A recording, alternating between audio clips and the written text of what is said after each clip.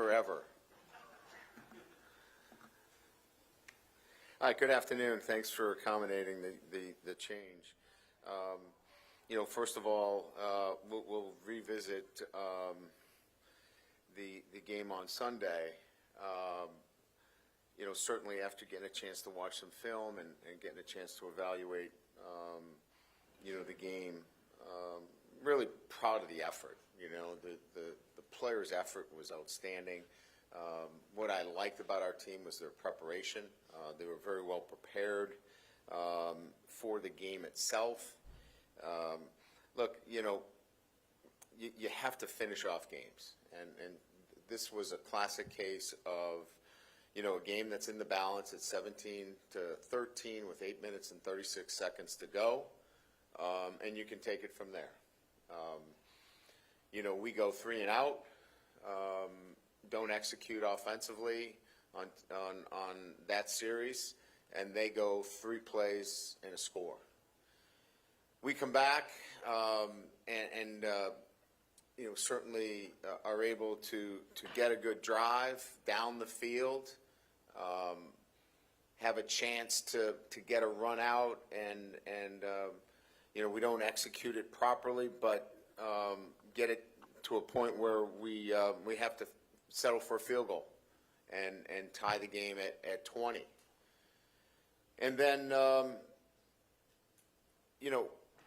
give a little bit and get it down to 18 seconds left in the game, 2nd and 15 from the 47-yard line.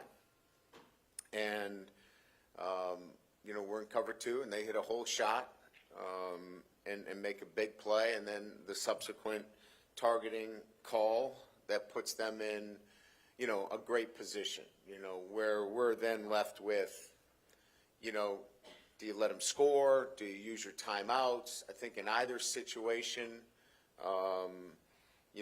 we could have probably gone either way. We could have probably let them score or bowed up and used all of our 3 timeouts, and then they're kicking a field goal with no time left, and we're looking to make a block there. So, that's what we're left with. But again, I was proud of the effort individually. Nussmeier, 30 for 39, 300 yards. I thought he did a nice job. Mason Taylor had some big catches.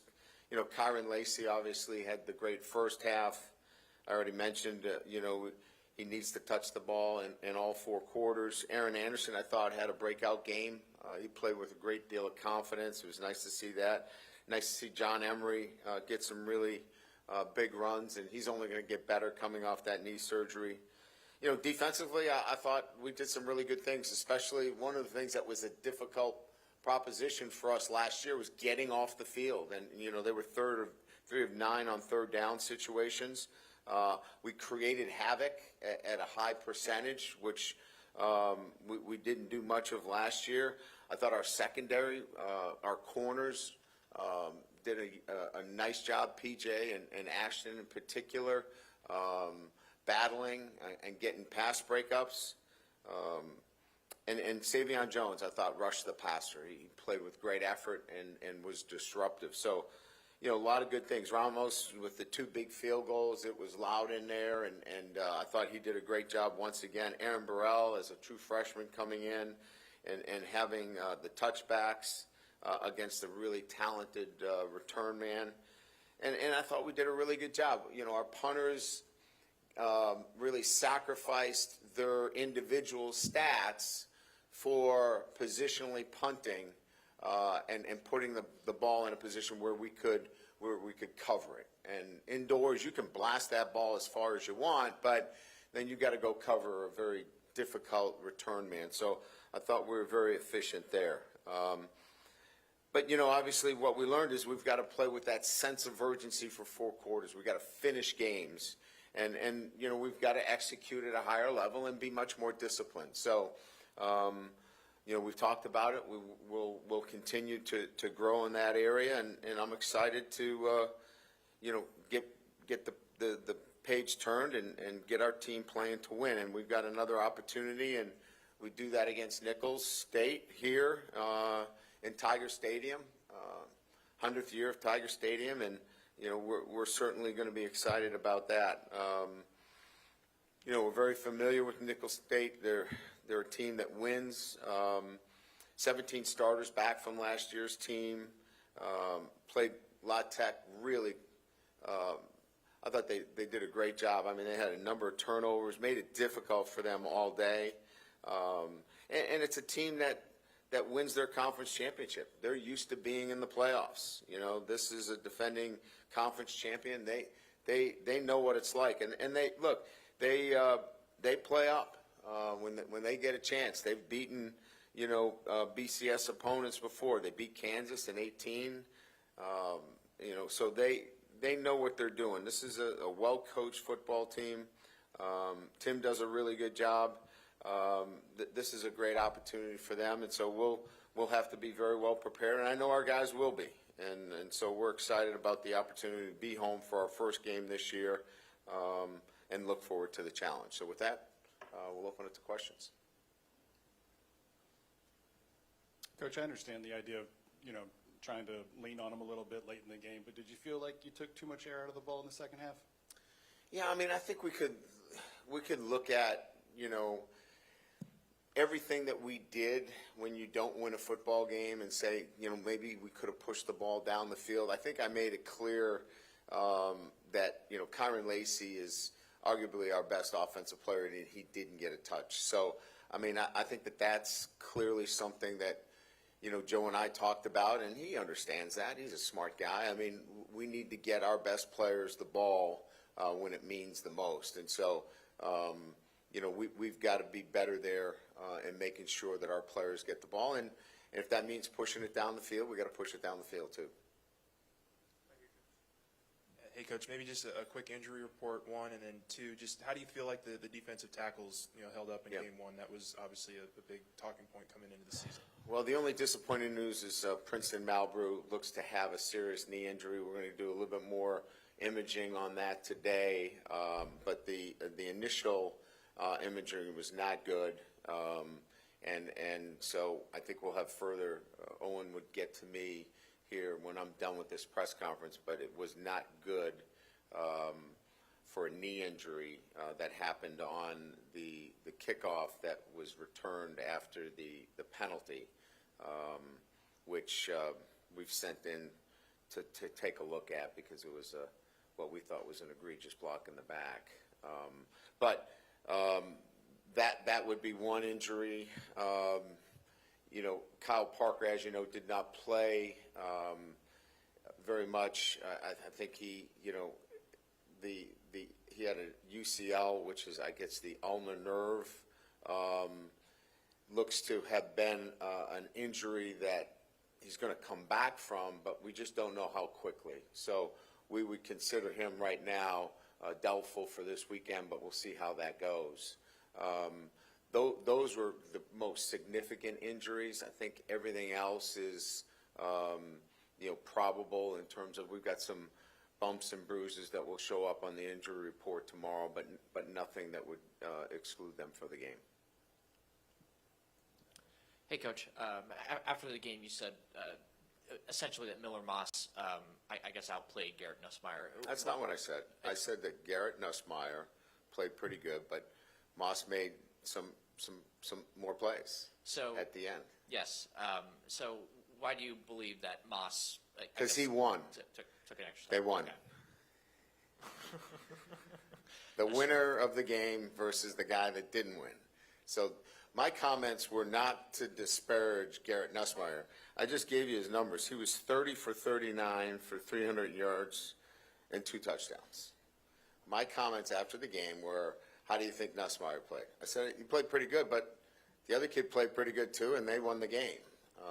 So this had nothing to do with Garrett Nussmeier not playing well. I think his numbers spoke for themselves. There's a couple of plays he left out there that he'd like back, and I'm sure there were a couple of plays that Moss left out there that he'd like back. He had, I think, 2 or 3 balls that were batted down that could have very easily been interceptions. I thought the kid played well, but our guy played very well either. So whatever my comments were, they were not intended in any way to disparage a guy that went 30 for 39 for 308 yards. And I did want to ask about the running game. Has there been any thought about, maybe even creating a little bit more, I guess, diversity in the way you run the ball, maybe running under center or just creating a little bit more of a diverse scheme? Has there What been would any you like thought us about to that? do?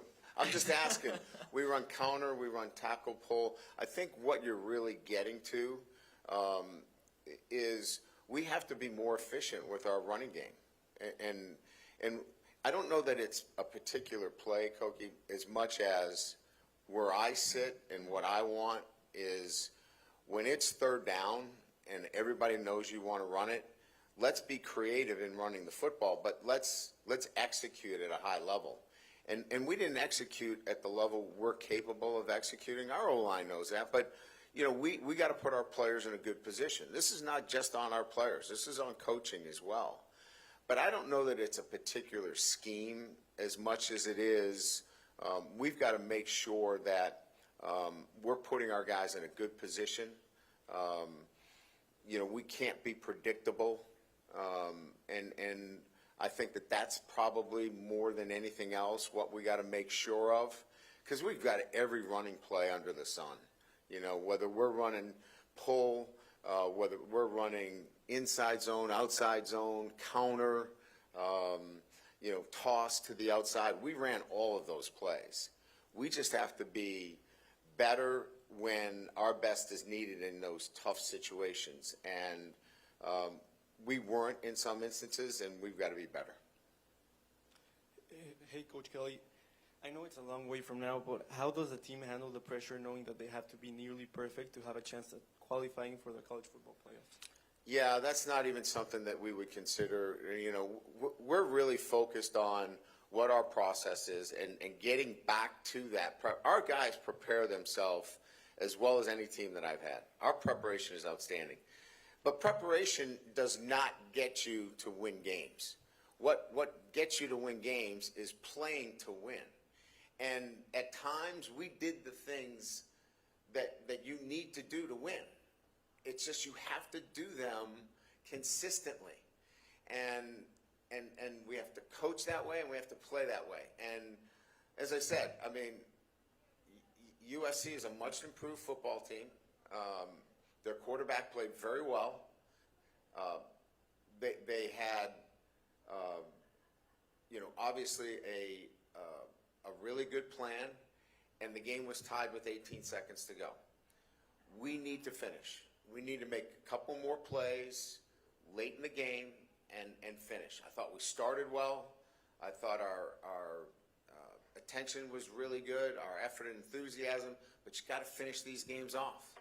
And so playing with a sense of urgency and practicing and putting in the time and sticking with our process, this is going to be a good football team. But we got to understand that it takes 72, 80, 90, 100 plays, and you got to stick with it. You can't let your guard down for 1 second. Yeah, Brian, how do you teach killer instinct? How do you do that? Look, I think it happens when you put in the work, and it means so much that you just, under no circumstances, can you let somebody take it away from you. And so you just can't let complacency come in at any time. And I'm not saying that we were complacent, but you just have to continue to build a mindset amongst your guys that the focus is on dominating that play. And we're still working on that every single day about dominating the play that's in front of us. And sometimes we get outside of that. We start thinking big picture and the game is over, or if we get one more stop. Forget about one more stop. Think about this play right now. And, we're still building that with our group. And it's kind of like the Kyron Layson penalty. Kyron's working on his emotional control. If you were here, that young man, I love him because he's working on that every day. That wasn't like malice. That wasn't like it. It's just, he is such a high, strong young man that's all he works on. He's in the locker room saying, I need to maintain my emotional control. I need to maintain it. He is working so hard on that. That's why I was so angry. I was angry at the circumstances because he's working on it. Same thing with Major Burns. I mean, he was so apologetic and so sorry that he took his helmet off. These aren't guys that are just like, I don't care. That doesn't matter to me. These guys are working so hard at it. That's why I want so much for them. You know, it just angers me that we're not getting that break where these kids are putting so much into it. I mean, we had the ball on the ground 5 times. I mean, like, really? It just was frustrating to me that these guys are working so hard, and we're going to get there, and we're going to break through, and you guys will see that. Coach, right over here to your left. I know we talked about injuries. Just an update on Chris Hilton. And then you mentioned some other guys, too, that kind of did play well. Aaron Anderson, Xavion Thomas. And with Kyle Parker being out, what does that maybe look like in terms of increased production and opportunities? Yeah, and I was proud of Zion. I thought he obviously gives us a new dimension in kickoff return. You know, he's, picking his foot up a little bit more on the kickoff return, or we probably open the game with a kickoff return for a touchdown. He's dangerous on punt return, which gets everybody's attention in the film room when we're watching, punt return. Our gunner's got to do a great job, and Vicer's got to do a great job. Anyway, I thought he did a good job as a receiver, made a big catch for us late in the game, ran great routes, but we've got to get another guy ready. And the guy that we've got to get ready is Shelton Sampson. I mean, he's got to be able to play for us, and we got to get him on the field. And so this is a big week for him, and the next week's coming up. He's got to get in our rotation. If we can get him in our rotation, it allows us to slide some people around. So he becomes kind of a focal point for us moving forward. And, these comments obviously are going to be viral, right? I mean, Coach, but the reality of it is he's important to us, and we got to get him going. Update on Chris Hilton. Yeah, I mean, he's ground-based running, but receiver's different. Like, if he was an old lineman, he's playing, I mean, if he's at a different position, he's probably playing. But this is getting, a kid that is an elite player and elite speed guy, getting him right where he feels really comfortable that he can get in and out of breaks. So we'll kind of see how he goes through the week. I want to make sure he's 100% before we put him back out there. So we'll kind of see, how he goes, and we'll probably have a better report on him as we get through the week. Hey, Coach. You said post-game just how defensively there's still some warts, some things that y'all got to get better. After watching the tape, what were some of those things that you think identifying moving forward you really got to clean up as you get into the rest of your schedule?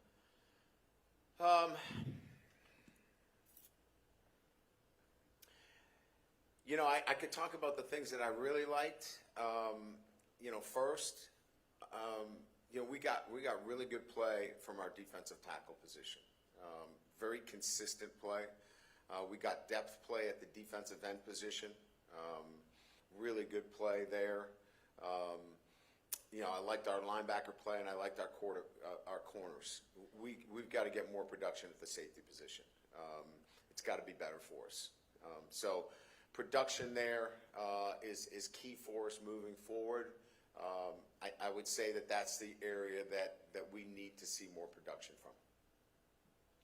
Coach, do you think you have the right rotation at your running back spot, and do you like Caleb Jackson at 235, or is he maybe a little heavy? That's a good question about his weight.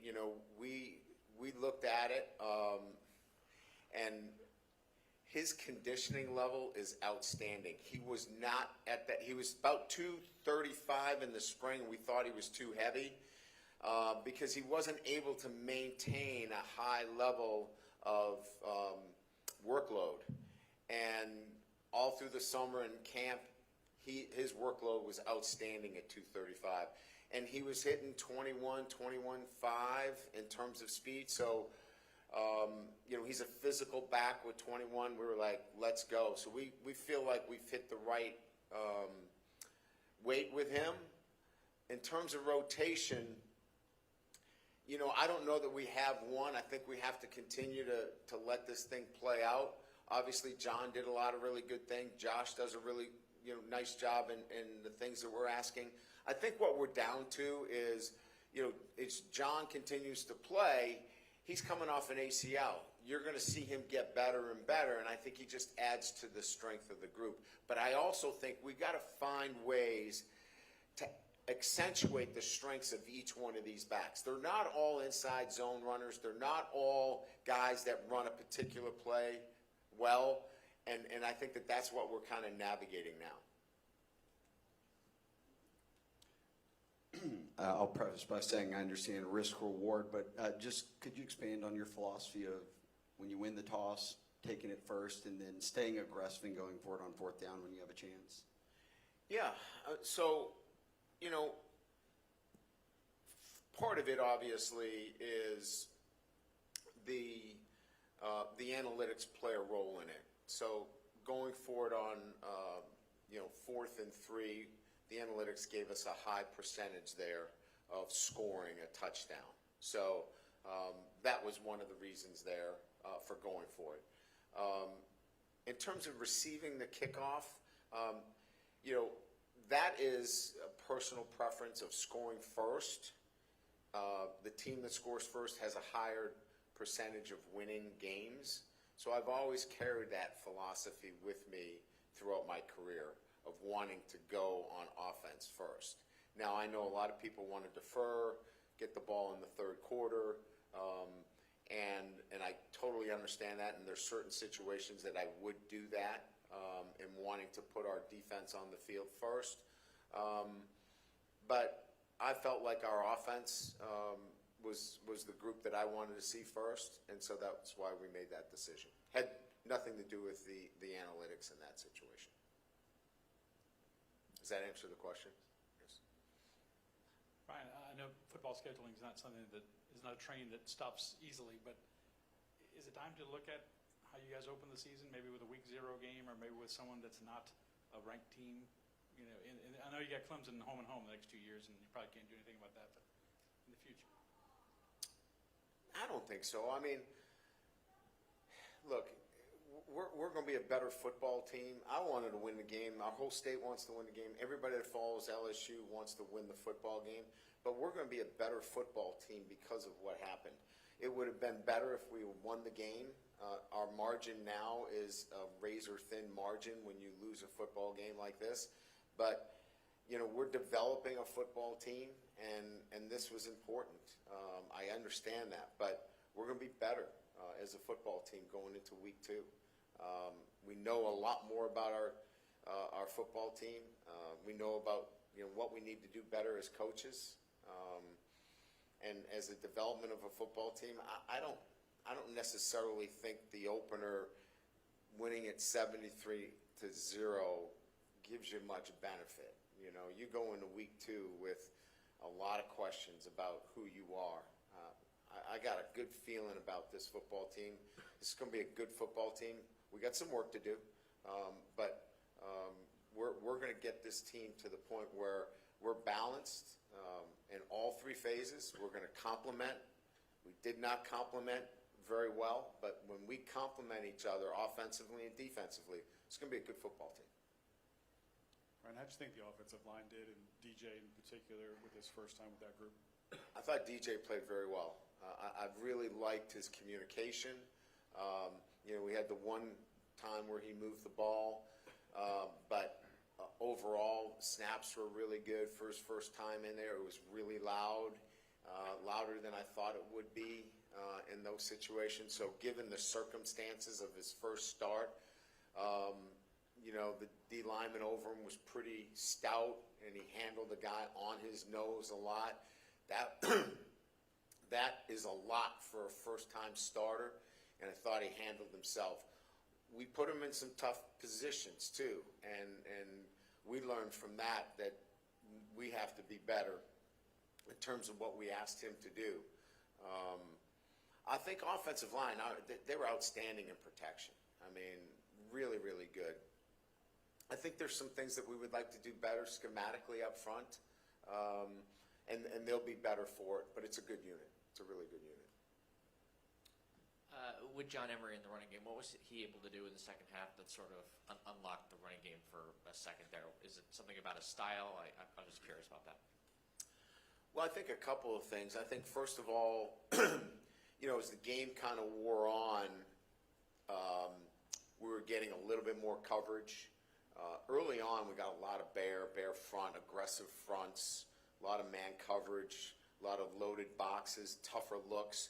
We got a lot more cover two, a lot more zone, high safeties, more favorable looks.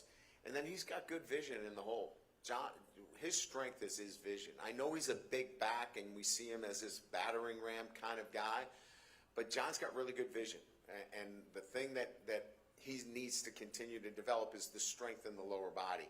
He gets fatigued easily, and as he continues to come back from that knee, he's going to be able to take multiple carries. Multiple carries for him, he definitely, starts to slow down a little bit. But vision, and we were getting some better looks, some favorable looks relative to running the football later in the game. Right here. Yes.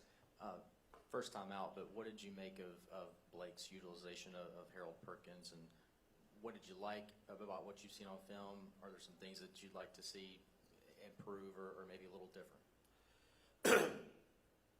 Well, I like him where he is, right? I like him inside the core of our defense. I think what Blake talked to him about and what Blake and I talked about is we need to get him to narrow his focus a little bit more.